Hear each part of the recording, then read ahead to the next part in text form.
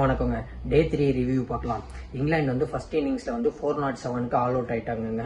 சூப்பராக பேட்டிங் ஆடினாங்க ஹரி ப்ரூக்கும் ஸ்மித்தும். அந்த ஸ்மித்து என்ன பேட்டிங் ஆடினார், ரன் அடித்தாருங்க. 184 நாட் அவுட்டுங்க. விட்டுருந்தா டபுள் செஞ்சுரியா 250க்கு மேலே அடிச்சிருப்பாரு.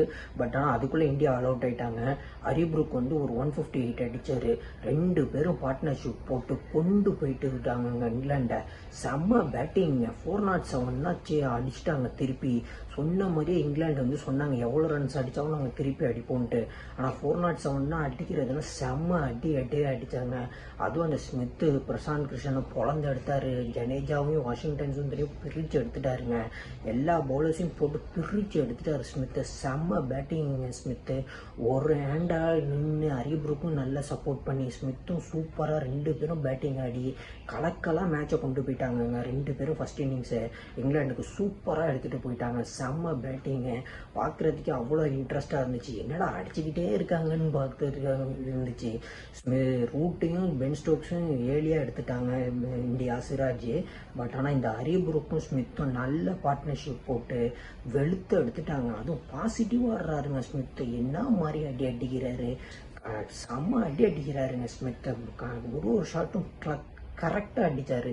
பிரசாந்த் கிஷன் வந்து டாக்டிக்ஸ் யூஸ் பண்ணார் பவுன்சர். அந்த டாக்டிக்ஸை பிரித்து மேய்ஞ்சி விட்டார். சிக்ஸாக அடித்தார் பிரசாந்த் கிஷன். நீ ஷார்ட் பால் பொறியா போடு, நான் 6 அடிக்கிறேன்ட்டு அடிக்கிறாரு. அந்த தில்லுக்கு துட்டுன்னு பேட்டிங் ஆடுறாருங்க. செம்ம பேட்டிங்குங்க அந்த ஸ்மித்து. செம்ம ஃபியூச்சருங்க அவருக்கு இருக்குது. செம்ம பிரைட்டாக ஆடுறாரு, நல்லா ஆடுறாருங்க ஸ்மித். அதே மாதிரி ஹரி ப்ரூக்கையும் சும்மானா சொல்லக்கூடாது. செம்ம பேட்டிங் ஹரி ப்ரூக்கும். ஒரு 158 அடித்தார். சாலிடாக அடித்தார். அவர் தான் இங்கிலாண்டோட ஒன் டே கேப்டன், 2020 கேப்டன் இருந்தாலும் அந்த டெஸ்ட் டீமே ஒரு கேப்டன்ஷிப் வாங்கிடுவார் போல். செம்ம பேட்டிங் ஆடினார் Harry Brook. Hats off to Harry Brook. செம்ம பேட்டிங்கு. ஸ்மித்தும் ஹரி ப்ரூக்கும் லிட்ரலாக பொழந்து எடுத்துட்டாங்க இந்தியன் பவுலர்ஸை. 407க்கு ஆல் அவுட்டுங்க. இந்தியா வந்து இப்போ வந்து லீட் பை 244 ரன்ஸு. செம்ம லீடில் இருக்காங்க இந்தியா.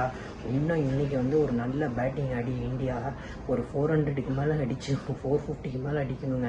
ஏன்னா இந்த ஃப்ளாட் விக்கெட்டு டே 4 டே 5னா நல்லா பால் பேட்டுக்கு வரும் போல். எவ்வளோ அடித்தாலும் இங்கிலாந்து திருப்பி அடிப்பாங்க. இந்தியா வந்து இன்றைக்கி ஒரு டே வந்து சர்வே பண்ணி ஒரு 450 அடிக்கணும். இன்னும் ஒரு 250 அடிக்கணும். 250 அடித்தா 500 போயிடும். ஒரு 150க்கு மேலே அடித்து 200 அடித்தா 450 இருக்கும். அப்போ தான் சேஸ் கொடுக்கலாம்.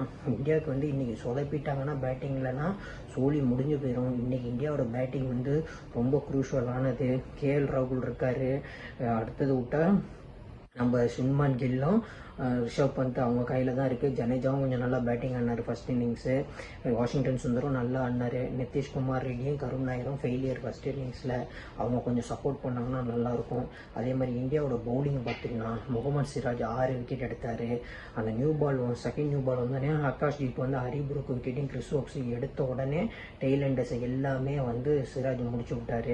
6 விக்கெட்டு முகமது சிராஜுக்கு, 4 விக்கெட்டுக்கு ஆகாஷ்தீப். ரெண்டு பேரும் சூப்பராக பவுலிங் போட்டாங்க. நல்ல பவுலிங் எஃபர்ட்டு செம்மையாக இருந்துச்சு பார்க்குறதுக்கு. நியூ பால் வந்தோடனே இந்தியா வந்து செகண்ட் நியூ பால் வந்தோடனே இந்தியா வந்து வேறு மாதிரி பவுலிங் போட்டு கொண்டு போயிட்டாங்க. செம்ம மேட்சாக இருக்குது. யார் ஜெயிப்பாங்கன்னே சொல்ல முடியாது. ரெண்டு டீமுமே வந்து நல்லா இதாக இருக்குது, பேலன்ஸ்டாக இருக்குது. இன்றைக்கி இந்தியாவோட பேட்டிங் செஷன் ஃபர்ஸ்ட் செஷன் ரொம்ப க்ரூஷியல். ஃபர்ஸ்ட் செஷன் இந்தியா இன்றைக்கி எப்படி ஆடுறாங்களோ அதை வச்சு தான் தீர்மானிக்க முடியும். ஏன்னா அதுதான் ஒரு தூணாக இருக்கும். ஃபர்ஸ்ட் செஷன் வந்து இந்தியா வந்து தாக்கு பிடிச்சிட்டாங்கன்னா போக போக நல்லா ஆடிடுவாங்க. ஆனால் ஃபர்ஸ்ட் செஷனை வந்து தாக்கு பிடிக்கணும். விக்கெட் வந்து நல்லா ஃப்ளாட்டாக தான் இருக்குது போல். பேட் வந்து நல்லா பால் வந்து பேட்டிங் நல்லா வருது. பிடிச்சிட்டாங்கன்னா ஃபர்ஸ்ட் செஷனை தாண்டிட்டாங்கன்னா இந்தியா தக்கு பிடிச்சிட்டாங்கன்னா போதும். அடுத்த 2 செஷனையும் ஆடிடுவாங்க. ஆனால் ஃபர்ஸ்ட் செஷன் கொஞ்சம் கீயாக இருக்கும். கேஎல் ராகுல் நிற்கணும். ஏன்னா கேஎல் ராகுல் தான் எக்ஸ்பீரியன்ஸ் இருக்குது இங்கிலாந்து கண்டிஷனில். கேஎல் ராகுல் நின்னார்னா போதும். சுப்மன் கில்லும் ஃபாலோ பண்ணிடுவார். ஏன்னா கருண் நாயர் வந்து கொஞ்சம் ஸ்டைல் ஆகிட்டு இருக்காரு. பார்க்கலாம் என்ன இன்றைக்கி நடக்க போகுது ஃபர்ஸ்ட் செஷனில். ஃபர்ஸ்ட் செஷன் தான் இந்தியாவுக்கு மெயினான செஷனு. ஃபர்ஸ்ட் செஷனை வந்து இந்தியா தாக்கு பிடிச்சிட்டாங்கனாலே போதும். அடுத்த 2 செஷனை ஆடிடுவாங்க. ஆனால் இன்றைக்கி இந்தியா ஃபுல் டே பேட்டிங் ஆடணும். எங்கேயாச்சும் சொதப்பி ஆல் அவுட்னா ஆகிட்டாங்கன்னா இங்கிலாந்து வந்து இந்த செகண்ட் டெஸ்ட்லையும் ஜெயிச்சுட்டு போயிடுவாங்க.